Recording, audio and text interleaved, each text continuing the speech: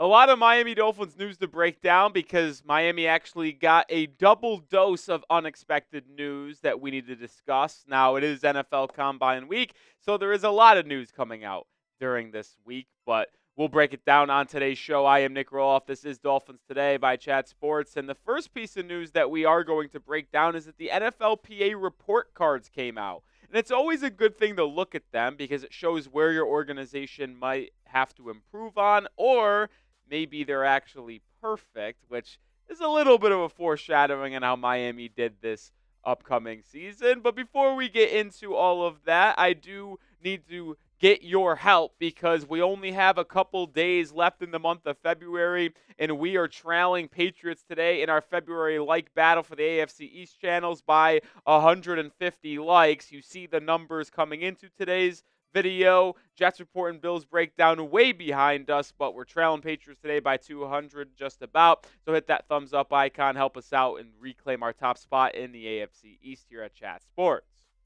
Well, you might have got that little bit of a foreshadowing a second ago, but the Miami Dolphins actually ranked as the number one team on the NFLPA report cards. And this isn't the first time that's happened either. In 2023, they were ranked number one. 2 straight seasons of being ranked as the top organization. Now, what does that mean exactly? It takes into factor travel, how the organization treats families, how they do with their nutrition, their strength training, their planes, their nutrition diet. Like, it goes into a bunch of different things, and we'll showcase each individual aspect, what they were graded and where they ranked in the NFL. But this is a very good thing for the Miami Dolphins. Regardless of what you think of the ownership, it's good to know that your owner is making sure that the players and the coaching staff meet the expectations of a top-tier run organization. But also, when you have this being a commonality of being the top team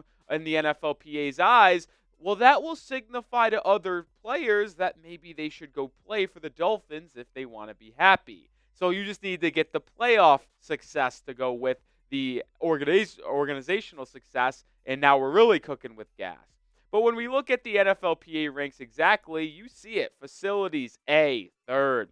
Dining, A plus first. Nutritionist, A plus second. You just see it. It's all in the top 10. All of the grades are A's or A pluses, and the one that surprised me the most is actually ownership being A plus first. I'm actually also shocked that Mike McDaniel got an A plus grade as well, but there seem to be a lot of coaches that got an A plus grade because it's just ranked 6th for them. But you see all of the first, you see all of the A's, the A pluses, and it's just good to know that the Dolphins organization and franchise is ran to a high degree because it is not the case for most teams out there, and it makes the Dolphins a destination in terms of NFL franchises.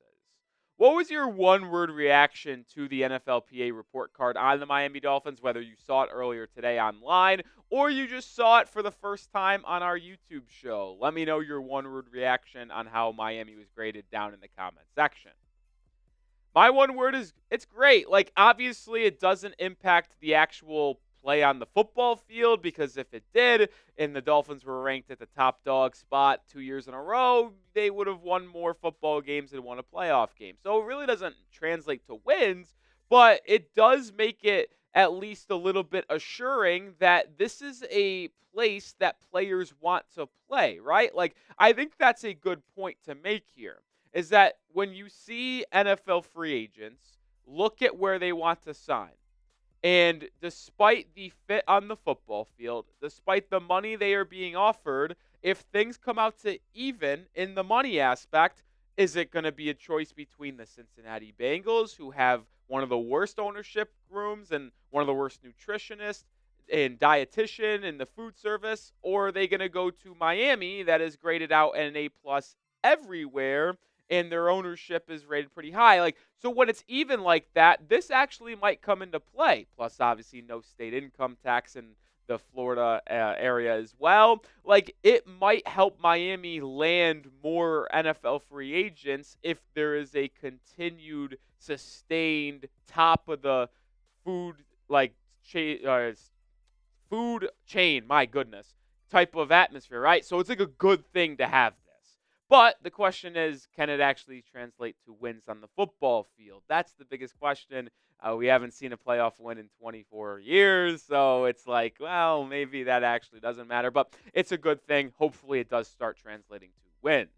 All right, let's talk a little bit about actual football here on the rest of the show because this is an intriguing thing here.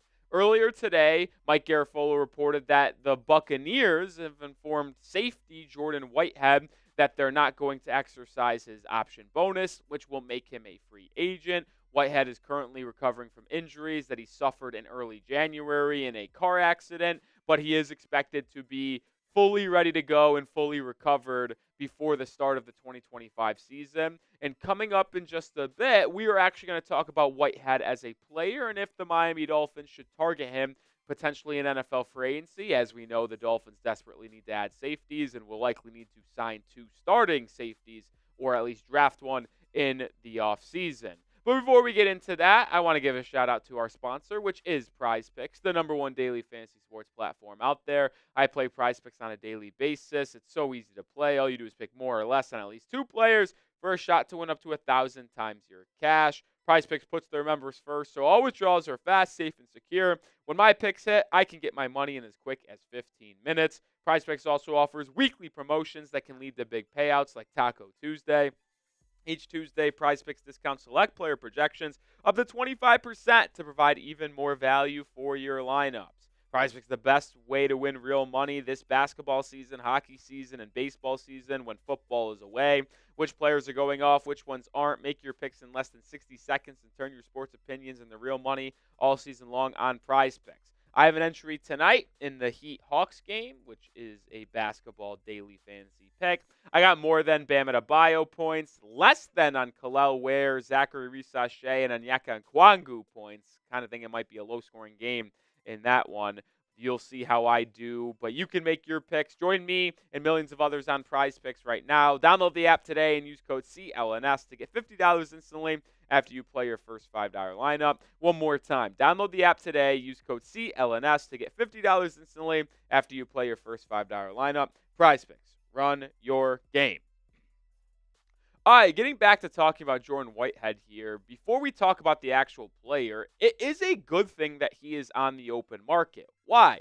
Well, the more starting caliber safeties that are available in NFL free agency, that makes it more of a widespread market, right? These teams that want to sign safeties like Miami, but there's other teams that will want to do it as well. If there are more options out there, there's a chance that the market gets more spread out, which means these safeties aren't making that much more money and not getting big contracts. Remember, supply and demand. If there's a lot of supply and the demand isn't that high, well, then you might get him for a little bit cheap. And Whitehead, even though he's had a down couple of seasons here in 23 and 24, he is a starting caliber safety. Yeah, he did have 4 interceptions last season, but when you look at the advanced numbers, which we will do in just a second, it is not that pretty. And he only played in 12 games this past season due to that car accident injury and a couple nagging injuries throughout the year. But he is a relatively durable player, which is something Miami will obviously covet because they have not had good health in the past.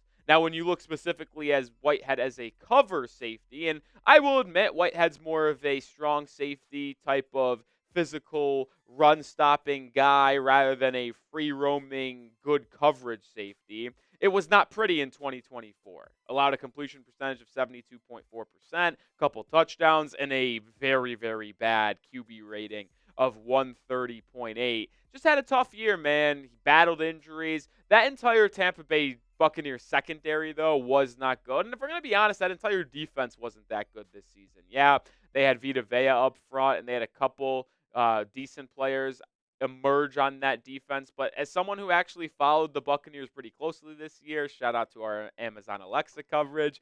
Yeah, they just had one of the worst secondaries in all football. They put a lot of pressure on their safeties. Antoine Winfield was out of the lineup for a lot of time this season, which put more pressure on Whitehead being the only starting caliber safety back there. So he just got taken advantage, if you will, without Winfield being his helpful partner in crime on the back end. And I think that contributed to his down season.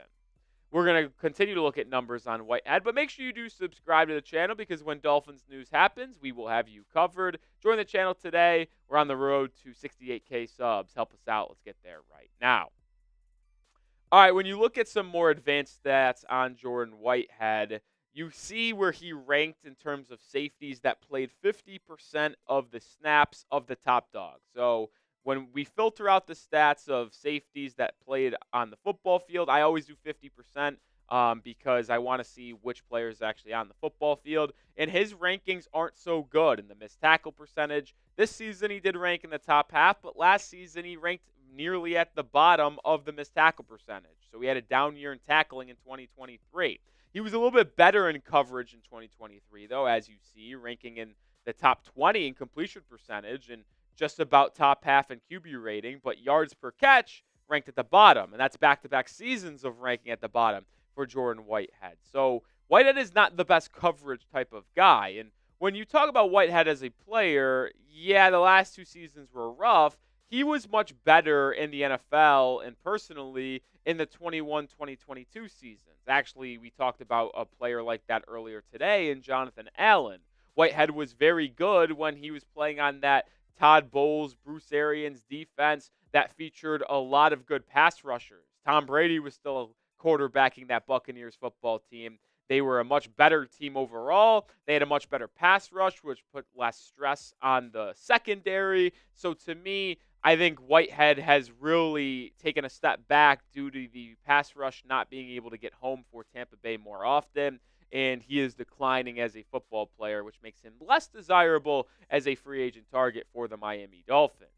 So what say you? You make the call. Be Chris Grier. Would you sign Jordan Whitehead in NFL free agency? Now, I will say if you did sign him, it would be very, very cheap, probably about $4 or $5 million per season because that's what he was set to make this year for Tampa Bay, and they didn't even take it. So it would be a very cheap, maybe third type of safety guy, maybe low-end, super low-end, number 2 safety, but you guys let me know, type Y for yes or type N for no. I'm ultimately passing on Jordan Whitehead. I want to talk about him because he is the newest safety free agent, and I know some Dolphins fans would be curious about potentially grabbing him from our in-state friends in Tampa. I just don't think it's smart. I think there's better options out there. I think if you wanted to sign a couple safeties, I will continue to pound the table and mention Julian Blackmon / Andre Cisco, 2 guys that I expect to make about $8 to $9 million per season over 2 or 3 years on multi-year contracts. I think both of those guys would be better fits and are relatively cheap. Plus, I would rather draft a safety in rounds 2 or 3 and try to grow with a rookie rather than Whitehead, because with Whitehead continuing to get up there in age, his number is rapidly declining. I think you'd be better off kind of restarting the clock with a 3rd round or 2nd round pick at the safety position if you only signed one safety in NFL free agency. Just think there's better options and better avenues to go for the Dolphins, but we'll ultimately see where things go. Wanted to talk about Whitehead a little bit on today's show. This is why you subscribe, because when new free agents positions of need become available for Miami, we'll talk about them. We'll have you covered every single day, and with free agency set to begin in a week and a half, make sure you subscribe. Make sure you have notifications turned on, because when Dolphin news comes through, we'll talk about it.